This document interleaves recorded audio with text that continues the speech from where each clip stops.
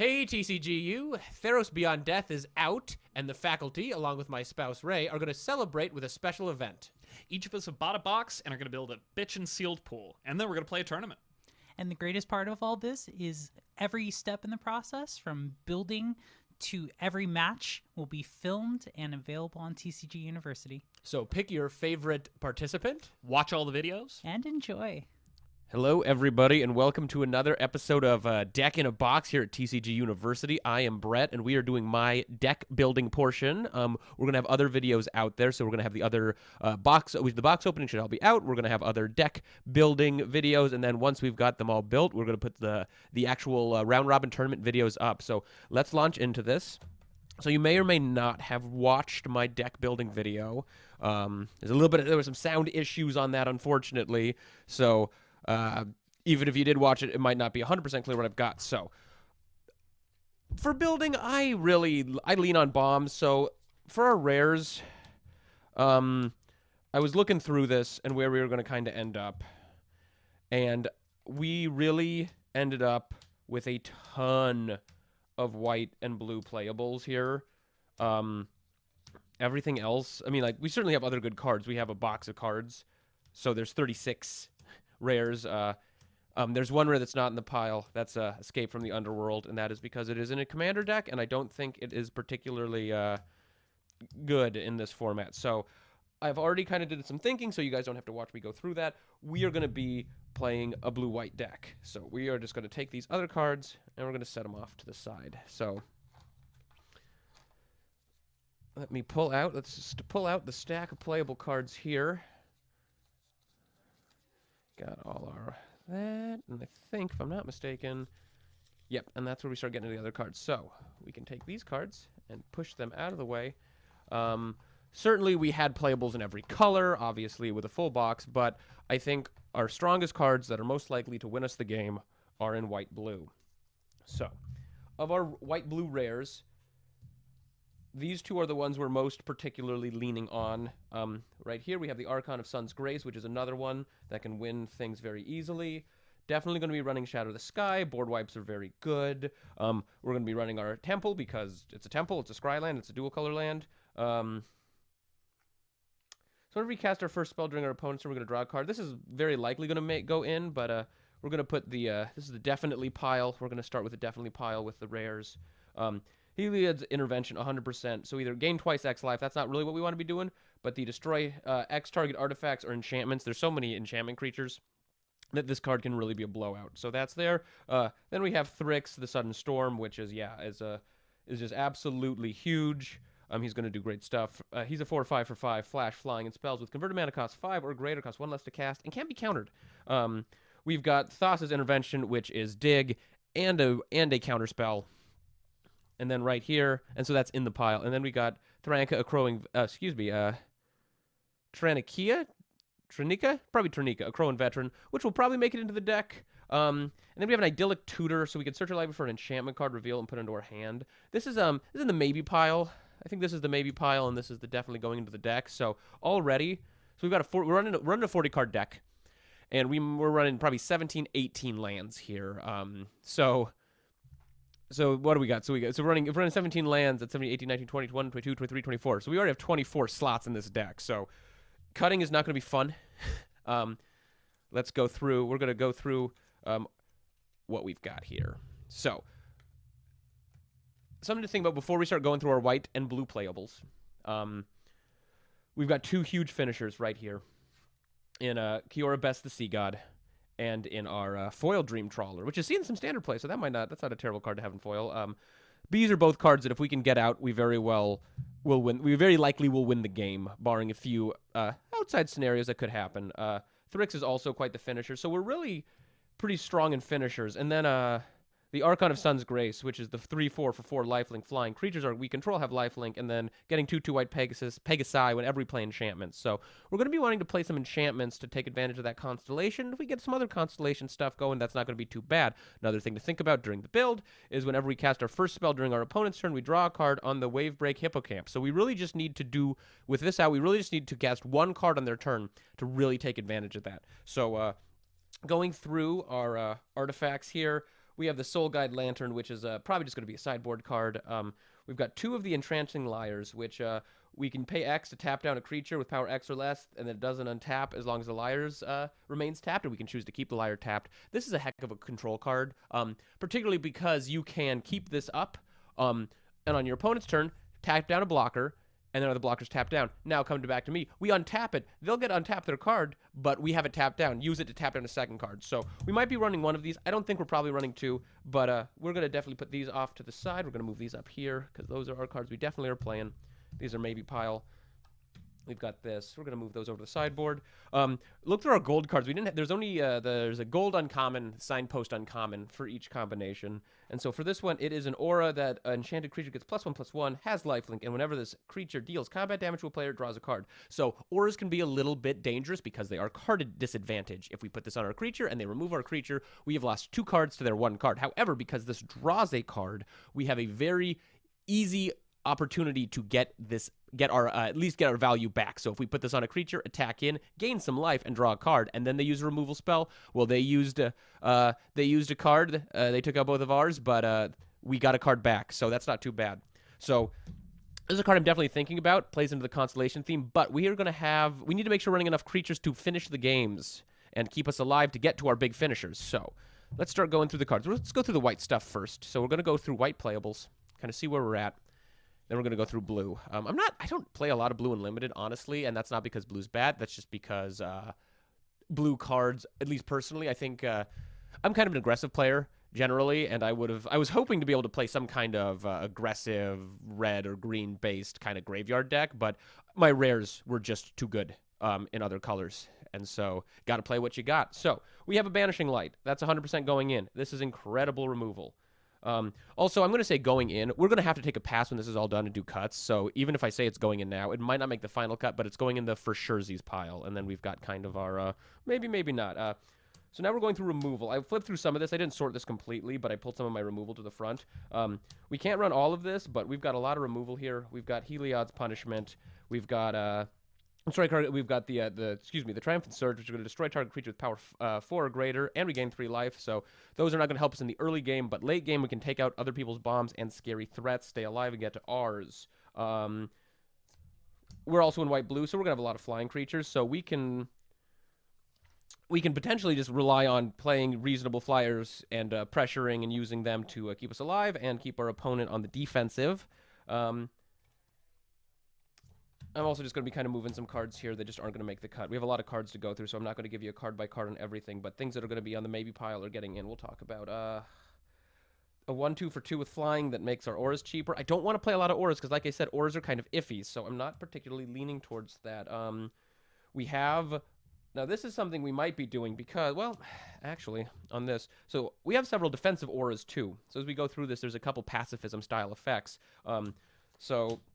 These might be getting into the maybe pile for now. The Birth of Meletis, that's in the maybe pile. So Caramantra's Blessing, that's a trick. So we're going to kind of go through. So here's the Dreadful Apathy. So this is enchanted creature can't attack or block, and then we can pay 3 to exile it. So it shuts it down, and then if it has a ability that's on the field that's messing us up, or if we're worried about it getting the graveyard, we can just pay 3 mana and exile it. So that is definitely going to go in the removal pile here. And then we're going to see what kind of makes it in here. Omen of the Sun is not bad. More of the flyers. These Caramantra's Blessings, those are just tricks. The Archon of Falling Stars, the 4/4 for 6, that when it dies, we may return an enchantment card from a graveyard to the battlefield. Now, to the battlefield, that really doesn't suck, but 6 mana is a lot. But we'll look at our curve when we get there. Yeah, so auras, most auras are not going to make it into the deck here. So I've got I don't have all these cards memorized, so I'm going to have to take a look at some of these. I'm recording my deck building video last, and so I know that JC and Dave have both gone for 60 card decks, which personally I'm a believer that in limited there are pros who play 60 card decks sometime in limited, and I actually believe some of the thing that's going on right now with the Theros limited environment is if you've got an escape deck, sometimes you go over 40 to fuel that escape cost. However, I want to draw these 3 cards. These are the cards that I want to get. I want to draw these cards. I have a board wipe. I want to do everything in my power to get the game to a point where I get these cards and can use these strong cards to win. So we are not going to be able to... run all of these awesome cards that I'm going to want to run, and we are going to kind of have to settle on what we're doing. And we haven't even been through the blue cards, so right now we're putting in cards that might function as a deck. I'm not even sure if we're doing an enchantment constellation focus. That's kind of what I'm thinking of. We just have so much that plays with it, but we're going to have to wait and see. We have got a lot of removal spells, and so you want to run a lot of removal, but when you have, there's a point where there's too much removal. We need to have threats. We need to have things happening on the board because we can't just try to one-for-one them constantly. We have to get in at some point, so we have to be cautious with what we're doing there. So revoke existence, exile target artifact or enchantment. I think we're going to have enough removal that this is going to end up being a sideboard card. We've got a lot of those because it's a common. We've got to also be careful that if we're playing a control deck, there are really good cards like this. It's a 2/2 for 3. When an enchantment comes into play, it's going to get double strike. But we are probably trying to just play removal and big threats, and I don't think we're probably going to be coming in particularly hard right now. And so that is something that we have to really think about. We have a couple of Reverent Hoplites, I believe, and a 1/2 for 5 doesn't seem great, but getting additional 1/1s equal to our devotion, we can really gum up the board. And again, we need to be taking actions that are going to get us to that late stage in the game. Daxos is a maybe. Gaining that life, he's an enchantment. It serves a lot of purposes here. We've got more removal, so we're going to throw that into the removal pile. If we're running a Heliod's Pilgrim, we're running one Heliod's Pilgrim. We are not running a ton of them. Oh boy, this is going to be. I've never had to build a deck like this, so this is going to be. There's going to be a lot of cards that I really feel like I need to put in the deck, and we have 40 slots, and 17 to 18 of them are land. So we're just going to have to make hard decisions here, and we're just going to have to cut cards that normally I would be thrilled to have in my pool. And yeah, no, as we go through this, I think we have enough that we are really going to be running good flyers, and we aren't going to be running these aggressive creatures. We're not going to be trying to kill them fast. We're going to be trying to control out the board. Here's another Heliod's Punishment. Oh my gosh, and another Dreadful Apathy. So we have a lot of these Dreadful Apathies, which Dominaria draft, I did a lot of that on Arena, and the bots on Arena sometimes make interesting choices. And so there was I think it was Dominaria, maybe it was a core set, but I think it was a core set. There was a core set recently where pacifism was not taken highly enough, and I drafted like 5 or 6, and I ran them all, and I crushed with that deck. And so there's a certain amount of, if I can just pacify all their creatures consistently all the time and then play my huge things, we might just win the game. So we're going to be running a lot of removal, team. Ooh, we've got the nicer looking Daxos. If a Daxos is making it in, that's probably the one. Okay, I don't see us sideboarding in more than 2 revoke existences. Yep, if we're running any of those. Oh my gosh, here's another one. We are rolling in that card. So we have so many white cards. I'm just going to flip through really quick, make sure enchantment card for your graveyard on top of your library. Here's another one, Laguna Band Storyteller. This might be an easier one to take advantage of instead of that 6-drop that's going to get it on the battlefield. It's a 3/4 for 4. So a nice thing, this kind of plays really nicely with this Dreadful Apathy, because we play the Apathy out, we stop the creature up. When we have the extra mana, we exile, the Apathy comes to our graveyard, we play this, we put the Apathy back on top, boom, we take another creature out. So there we go. Okay, I don't think we're going to use Phalanx Tactics because we aren't probably winning with the Swarm. We're probably winning, again, off our huge, crazy finishers. So that's through white. So we're going to take a really quick recap, kind of what sort of deck we think we're going to be playing. So we have so much removal, and we have a lot of enchantment removal. So we're going to be playing those Constellation cards that get us extra value. So not necessarily playing the Constellation ones that are going to be... not the Constellation ones, excuse me, that are going to like, oh, double strike on Constellation, but ones that care about... yeah, to get us value, get us more creatures, things like that. So let's just take a quick flip through here, make sure we've got those all going. And I might actually take a really, this one, maybe we run something like this. So 4/4 for 5, that whenever enchantment enters, we tap something down. It's not like permanent value here, but it's something we can definitely think about. We have a lot of controlling enchantments. So we're actually going to take one more pass through the white cards, and we're just looking for that Constellation keyword, because... I just want to make sure there's nothing that I didn't before we were decided. So whenever enchantment enters the battlefield under control, target creature gets +1/+1. No, I don't think that's enough. It's not exactly what we're looking for here. So just, again, ripping through these real quick. I'm just keeping an eye out for Constellation. That's one of those reasons that we have these mechanics like this. So Constellation isn't, if I'm remembering correctly, it's not a keyword, it's an ability word, which means that it doesn't necessarily have in-game meaning, but they put it on there on cards that have shared effects. So every card with Constellation is going to do something when enchantment comes into play. So as a player, I get to look for this and say, hey, here's a constellation card. That means it's going to carry an enchantment enter. So I can do something like this where I flip through really quick, like... And so now something I've got to think about is, would I run... I'm running a lot of enchantments. So a consideration is, would I run a 2/2 for 3 with double strike all the time? Because that card is probably going to have double strike most turns, at least on my turn. No, I just honestly don't think I would, because I've got these sweet bombs that I want to get to. It's also good. I know Dave is playing blue-white control, and so our games are going to be miserable. So that's going to be fun. So now we're going to go through here, and we're going to go through our blue cards. So, oh, sorry, 1 second. I'm getting a little ahead of myself. So, just a final recap on this here. So we have some flyers and just a lot of things that are going to stall out the game, take advantage of our enchantments, and hopefully we're going to find a few more things that care about our enchantments in blue. So we've got our removal and stuff. We're definitely thinking about playing in here. So let's get into our blue. Oh boy. So okay, so we're good. Yeah, that's right. Blue does have some constellation stuff. So here's a big card with constellation. Whenever an enchantment enters the battlefield under your control, you may draw a card. If you do, discard a card. Yeah. See, that seems really good. If we can, it's not card advantage, but it's card filtering. So if we can be playing our removal with something like this in play, that is going to get us a lot going on here. Gosh, I don't think we're gonna have room for things like Omen of the Sea. We've really got a lot here. A lot of options here. Eidolon of Philosophy. It's an okay card. We're also in a weird spot where Wind Drake or things like it. So 2/2s for 3 with flying. When I've got to think about normally I'm ecstatic to have these cards, and I probably need some of them if I'm playing a deck that's going to be relying on some flyers. But we have so many playables. We really might just be playing mostly removal and get into our big crazy stuff.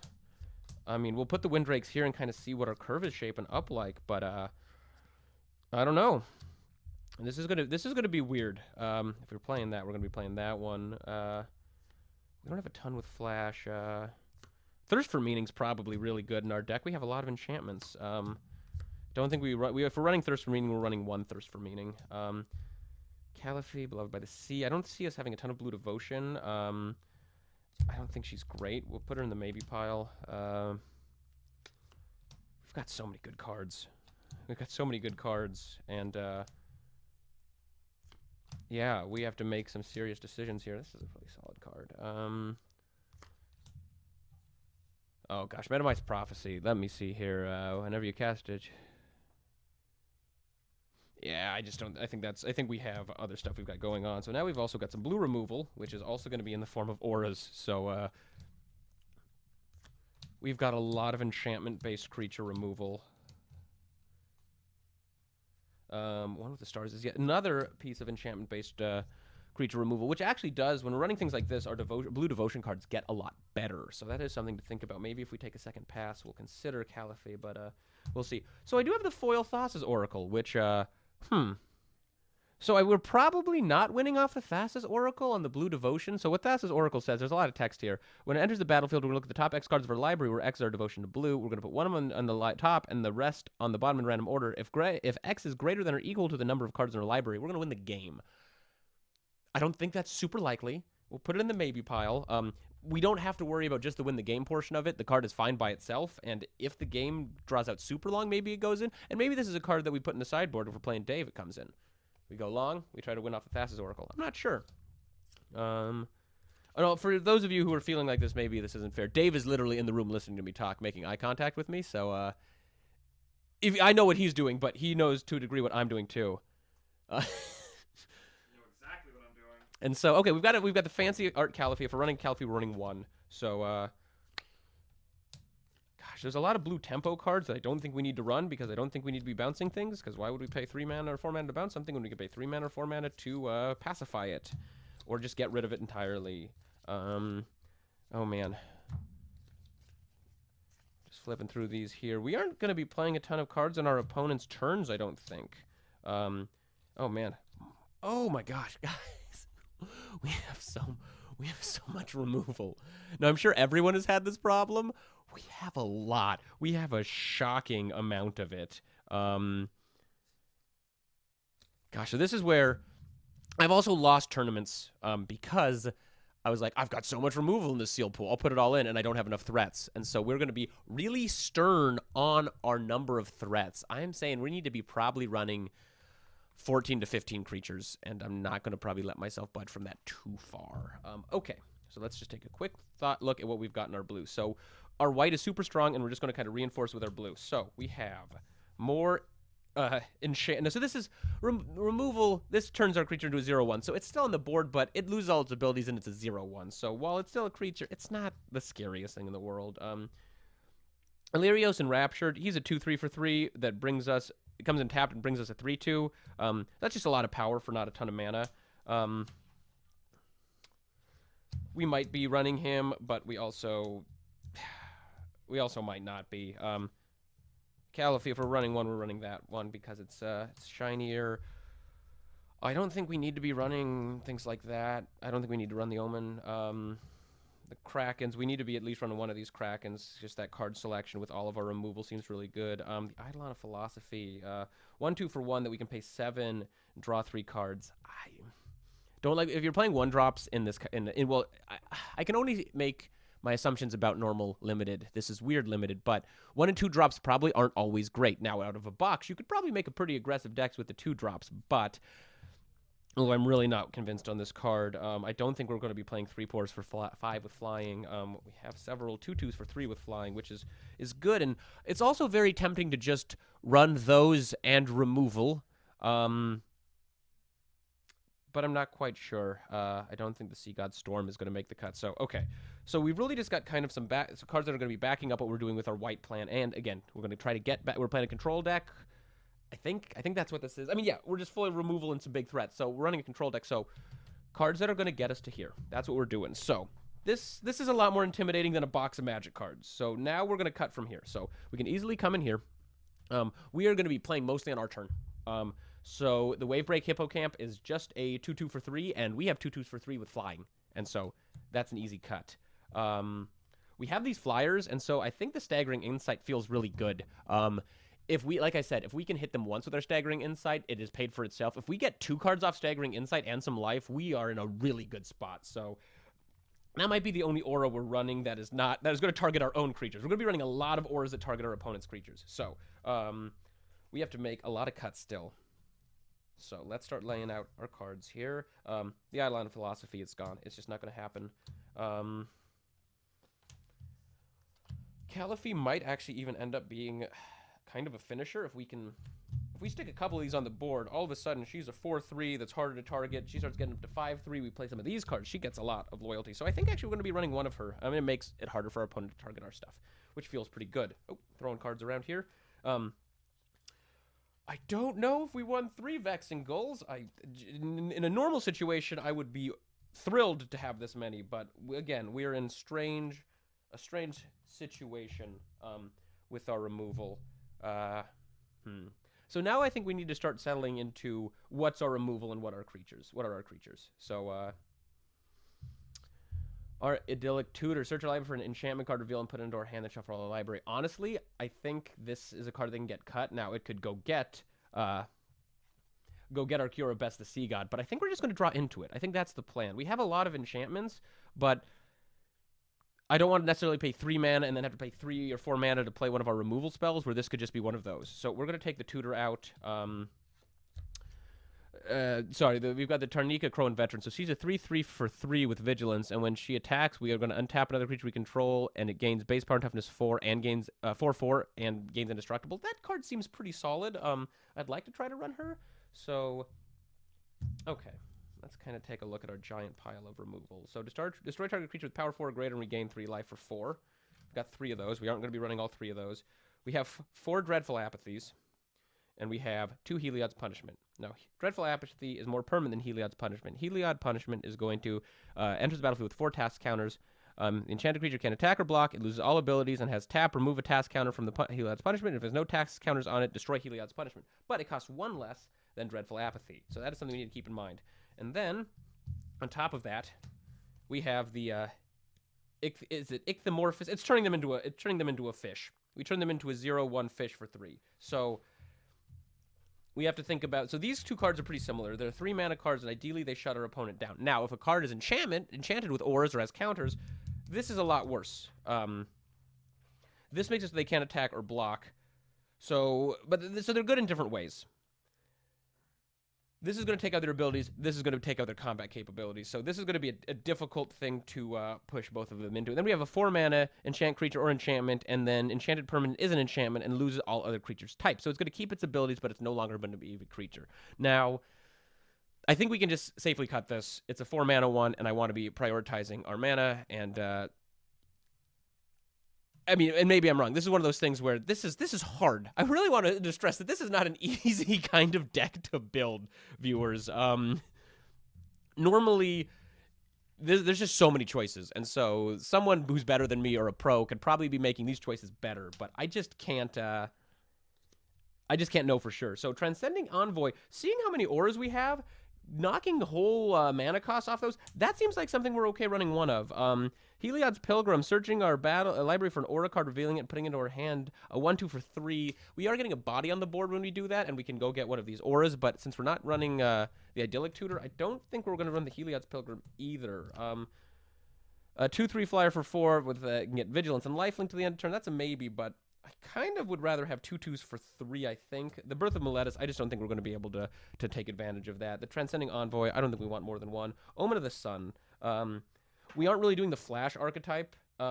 We don't care about playing our cards on their turn that much. Getting 2 1/1s for 3 and then getting to Scry, that might be okay. If we're running 1. Daybreak Chimera, that's a card that I feel like we might be running just because I think we're kind of running a fly. We've kind of got to settle on exactly where we are with flyers and removal. We can certainly run some of both, but we go all in on flyers, but I think our opponents are going to have enough removal that we probably can't get away with that. So we're going to lean a little closer to removal, a little less flyers. The Captivating Unicorn, see, that feels like it's a pretty solid one of. As the Hoplite, seems like a pretty solid one of. Daxos, we're running Daxos, I think, but we're going to run one, and we're going to run the pretty version. I don't think we need to double up on Captivating Unicorns. The Daybreak Chimera coming down for cheap, taking advantage of cost reductions. Maybe the second Hoplite, but I'm not convinced of it. I think the Laguna Band Storyteller makes it in the 3/4 for 4 that's going to get us one of our enchantments from our graveyard on top of our library. We're going to gain a little life off that. That seems like it plays too nicely with these to say no to. We have enough flyers, so I think that Pegasus goes to the side. And then we've got to consider the Aislet of Life's Bounty, the 1/1 for 1. Like I said, we don't really want to be playing 1-drops, but we can give target creature enchantment creature, gain protection from the color of our choice to the end of turn. It's a 1/1 for 1 with lifelink. We aren't really building it up. I just don't think that's going to need to make the cut. So we've cut down a lot of cards. So we've got the cards that we think we're going to want to have handy for our sideboard. Now we can use our entire box as sideboard, but throwing cards on the floor. But we can set these aside. So now I think we're at a number of cards where we can count and start laying stuff out. So so just to recap a little bit where we're at. We are sitting on this Constellation deck. Ideally, we are going to be stopping their creatures. A lot of the creatures are probably still going to be on the board, but we're going to be gumming up their board, slowing their creatures down, stunning their creatures, and then while we're doing that, we're going to be chipping away in the air. We might be able to win just off our flyers, and then we're going to work up towards our big scary stuff. So let's lay out our cards and see really quick. I think if we're running an Arleos, we're going to run 1. And Shoal Kraken, I think we're just going to run 1. So we can kind of cut back on that a little bit. Let's start laying out the deck. We're going to lay out the cards in our curve, and we're going to see where we're at. And we're going to see where we need to make cuts. Well, first off, let's get a loose idea. If we could run all these cards, let's see where we're at. So let's say we're going to run... We're playing a control deck. I honestly should probably go with 18 lands. 18 lands is probably a safe number. So let's say 18. Let's be safe. So we have 18, 19, 20, 21...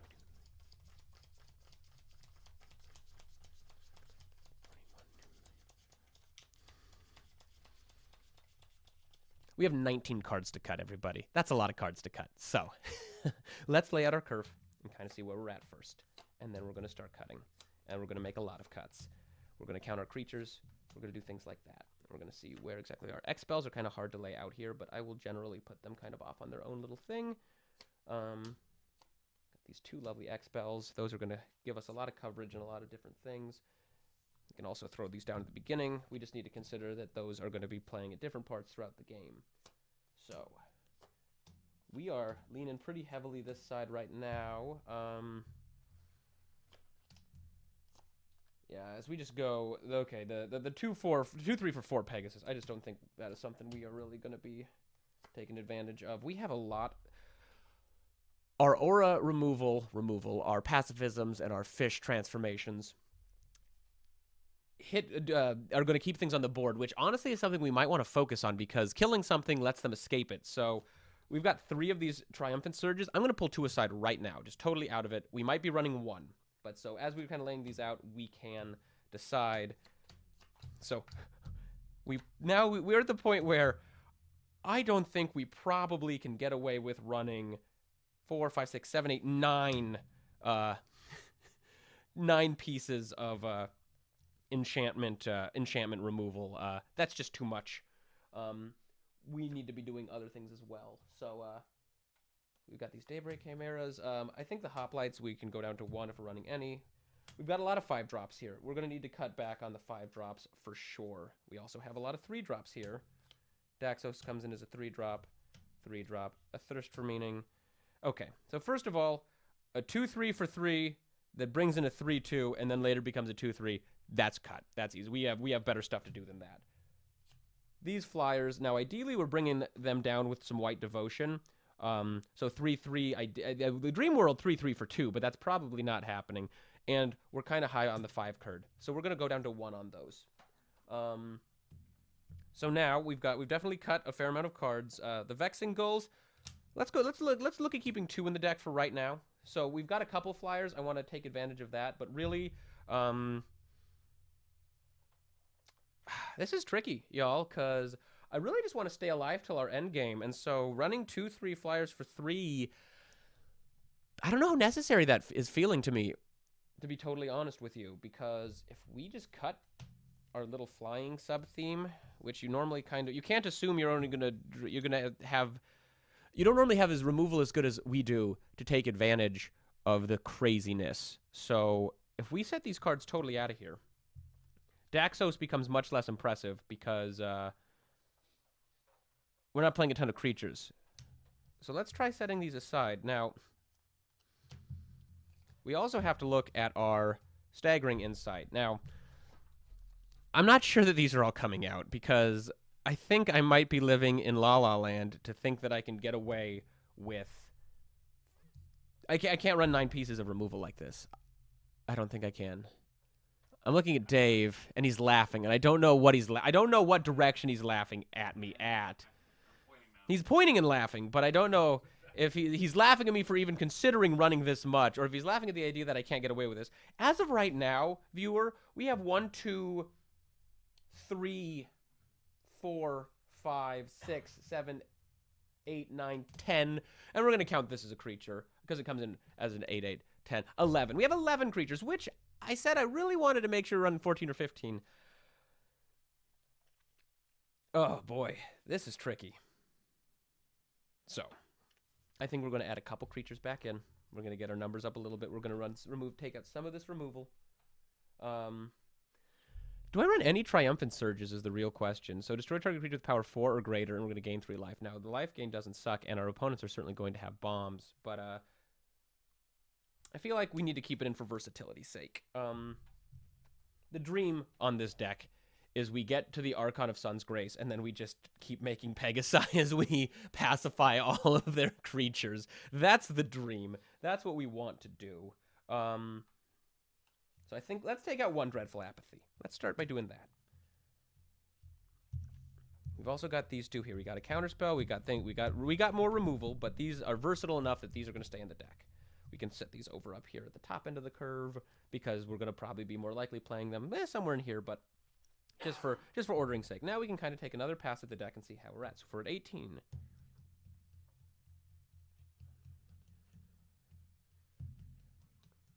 We're at 44, but I think we need to add in back some of these cards here. We are going to be going lighter on creatures, and I think we can maybe get away with that. Maybe just 13, but... So this is odd. So as of right now... So... Dinarka doesn't... I think she's an easy one to take out because... We aren't running a ton of small creatures for her to be boosting, to be totally honest. We are running bigger, heavier creatures. Gosh. I might just be a total moron for trying to run this deck. Just removaling every single thing our opponent does, but it just seems so good to say no. It seems too good to say no to. We just have so much removal. And I might be falling into a fool's trap here, but let's look at it. Let's look at as the deck sits right here with nothing but removal and a couple bombs. Let's look at where we at our account. We're going to be running 18 lands. So 19, 20, 21.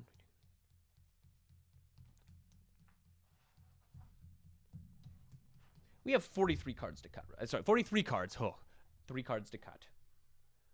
First off, we might be able to go down to 17. 18 safer. We'll live dangerously. Let's say 17 lands. I almost always play 17 lands in limited. It should be fine. And very little's on the line. So there we go. We have 2 cuts to make. How many creatures do we have? We have 1, 2. Oh, we do not have early game creatures. 3, 4, 5, 6, 7, 8, 9. 9 creatures. Oh, that seems light, everybody. And it's possible our opponent's removal is going to really just kind of bulk up and end up in their hands. But we can just keep answering their stuff and get to our threats and win. I really think we can just keep answering their stuff and get to our threats and win. Let's try cutting the Triumphant Surge. We can put it in the sideboard. And if the enchantment removal isn't doing enough, that should be enough. So let's count our removal spells, our creature removal spells. We've got 1, 2, 3, 4, 5, 6, 6 here, 7, 8, 9 with the Banishing Light.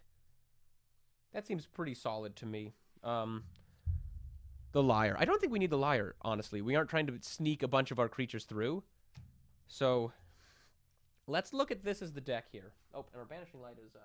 we ended up with a weird... We had so many 3s we kind of stacked up. So here, sorry, let me adjust this. So this is our curve. We have a lot of 3 drops, but that's okay. Ideally, we are just answering a ton of their creatures. I think we want a couple flying creatures because we want a little bit of a clock. We need to put an amount of pressure on our opponent. So when you get to our bombs, we don't have to do 20 with our bombs. So let's actually look at putting a couple of these guys back in the piles. Because we can run 2 2s for 3. We have a lot of 3 drops. So if we look at putting a couple of these Chimeras back in, and we need to look at if we want more White Devotion or more Blue Devotion. So we put these back in the 5-drop pile. We take out the 4/4 on the ground. That's easy. Let's take a look at our count now. So we're at 17.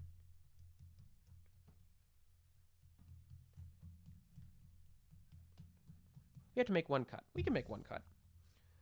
Transcendent Envoy. This is going to be making all of our auras. This is going to be making a lot of our cards cheaper. And it's a 1/2 with flying.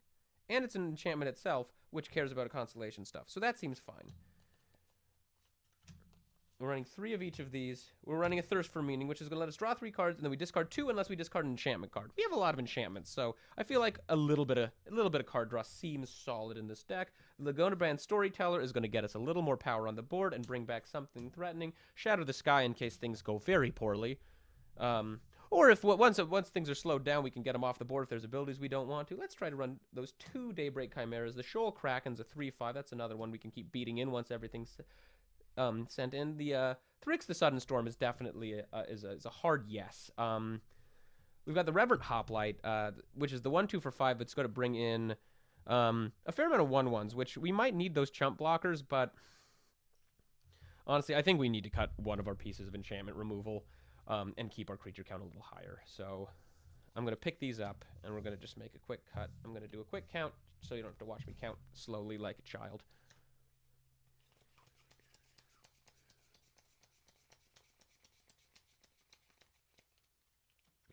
So let's see here.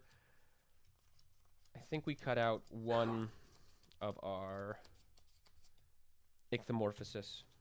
Let's just double count one more time.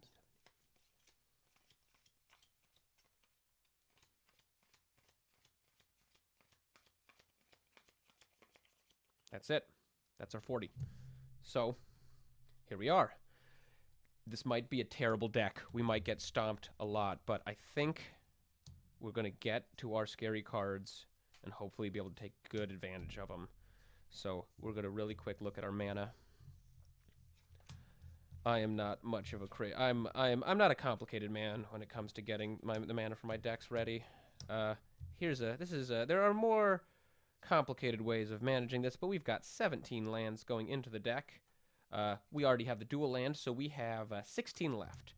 So one option, which I think you can always just go cut it in half, but I think you need to take what your mana symbols look like into account. So we're going to count our mana symbols on our white side. So we've got, and we're just counting the white mana pips here. We got 4, 5, 6, 7, 8, 9, 10, 11, 12, 13, 14, 15, 16, 17, 18, 19. That's a lot of white mana symbols. We look at our blue. We got 1, 2, 3, 4, 5, 6, 7, 8, 9, 10, 11, 12. But a lot of these are double blue. I think, honestly, our best bet here is if we could do 8 and 8, or we can do 6 and 10, which would give us 7 blue symbols and 10 white symbols. Mana-producing lands. Let's look at when we need our double blue. That's a little bit early. But these are all kind of late, so I think that's going to be the best way to do our mana. So I'm gonna put the lands in, but you don't need to watch me do that. But so this is our deck. We are on white-blue control hard. We are running a ton of removal and some scary bombs, and hopefully, with our smaller deck size than some of our opponents, we will get to our scarier cards quicker and get those wins locked in. We'll see how that works. So thanks for tuning in. Make sure to watch the other box opening videos and the other deck building videos so you can see what the competition is running while you root for me during the tournament. And then check out the tournament videos in coming weeks to watch us actually play this. We're going to do round robin. It's going to be a lot of fun. Thanks for watching. This has been Deck in a Box. I have been Brett here on TCG University. Please like and subscribe to the channel. We've got like the video, subscribe to the channel. We've got all sorts of social media, TCG University, and if you want to see more of me talking a lot about Magic, I'm on MTG Study Hall, and I've also got my Brawlin' with Brett videos if you want to watch me play Brawl on Arena. Thanks for tuning in, and we'll see you in the next video. Have a good night.